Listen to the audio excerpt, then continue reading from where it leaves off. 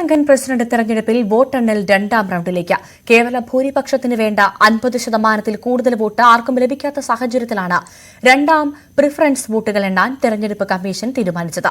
ഇതോടെ national people's power നേതാവ് അനുര കുമാര ദിശനായകെ, പ്രതിപക്ഷ പാർട്ടിയായ സമാഗി ജന ബലവേഗയുടെ സജിത് പ്രേമദാസ എന്നിവർ തമ്മിലാകും മത്സരം. നിലവിൽ മുന്നിലുള്ള അനുര കുമാര ദിശനായകയ്ക്ക് 40.4% വോട്ടാണുള്ളത്. സജിത് പ്രേമദാസ 33.5% വോട്ടോടെ രണ്ടാം സ്ഥാനത്തുണ്ട്.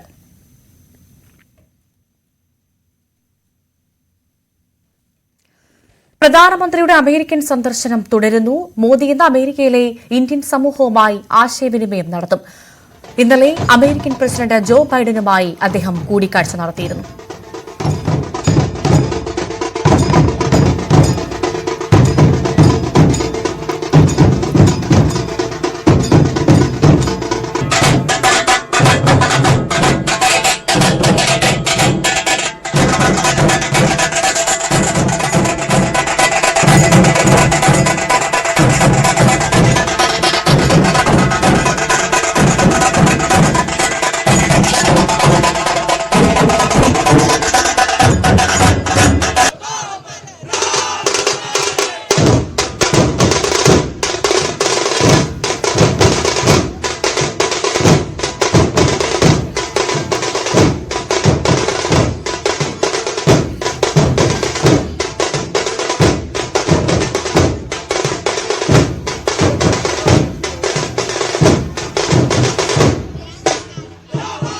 സുവി വിശ്വനാഥൻ ചേരുന്നു വിവരങ്ങളുമായി.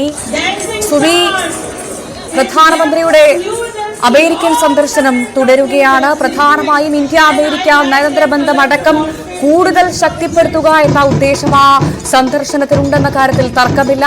പ്രധാനമായും ഇന്ന് അദ്ദേഹം അമേരിക്കയിലെ ഇന്ത്യൻ സമൂഹവുമായി അടക്കം ആശയവിനിമയം നടത്തുമെന്നറിയുന്നു. ഇപ്പോഴും സന്ദർശനം തുടരുകയാണ് അല്ലേ? പ്രധാനമായും എന്തൊക്കെയാണ് നടന്നത് സുവി? ഭവ്യ, 3 കാര്യങ്ങളാണ് പ്രധാനമന്ത്രിയുടെ സന്ദർശനവുമായി ബന്ധപ്പെട്ടുള്ളത്. ഒന്ന്, ക്വാണ്ടം സമ്മിറ്റ്. രണ്ടാമത്തേത് UN അസംബ്ലിയിലെ ഭാവി ഉച്ചകോടിയെ അഭിസംബോധന ചെയ്യൽ. മൂന്നാമത്തേത് ഇന്ത്യൻ സമൂഹത്തെ അഭിസംബോധന ചെയ്യൽ.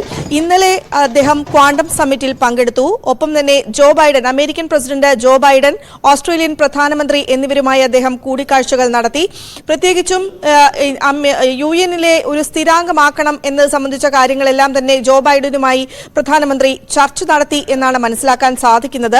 ഇന്ത്യയെ സ്ഥിരാംഗമാക്കുന്നതിനെ സ്വാഗതം ചെയ്യുന്നു എന്ന് ജോ ബൈഡൻ ഇന്നലെ വ്യക്തമാക്കുകയും ചെയ്തിട്ടുണ്ട്. സന്ദർശനം 3 ദിവസത്തേക്കാണ്. ഇന്നാണ് അദ്ദേഹം ഇന്ത്യൻ സമൂഹത്തെ അഭിസംബോധന ചെയ്യുന്നത്. പ്രധാനമായും